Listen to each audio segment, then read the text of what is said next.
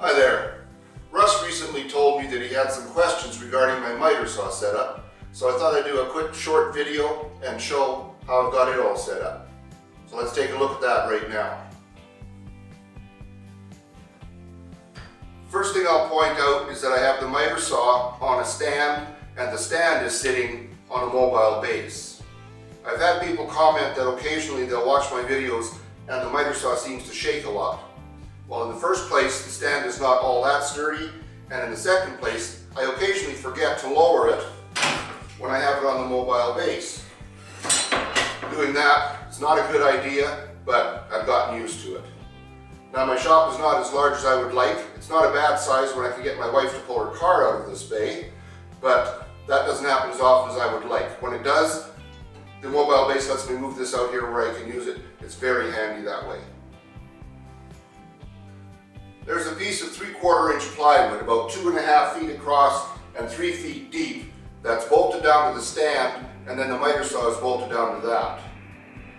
Behind the miter saw, I built a bit of a cabinet, and in the back of it, I have a port for my 4-inch dust collector hose to go to.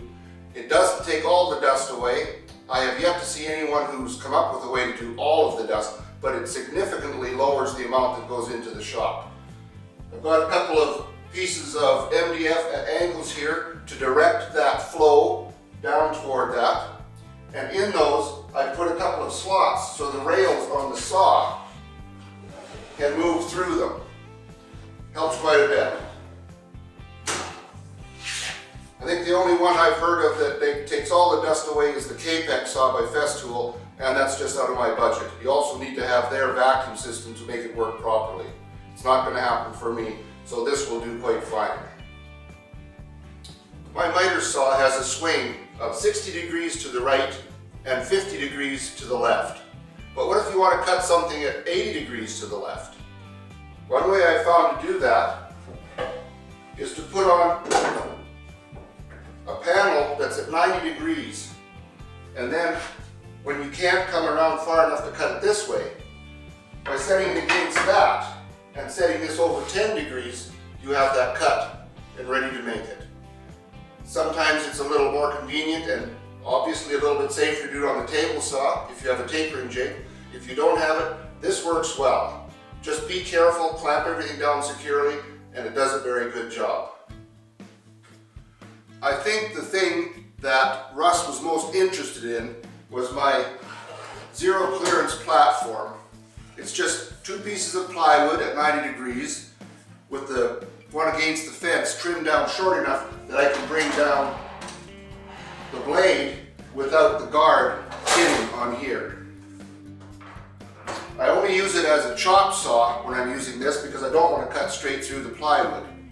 I've made cuts at various angles that I use constantly, and when I want to set it to that, I'll just bring the blade down inside that slot and then put screws in from the back to hold it at whatever position I'm going to use. Works very well, had it for quite a while, haven't had to replace it yet. There you go.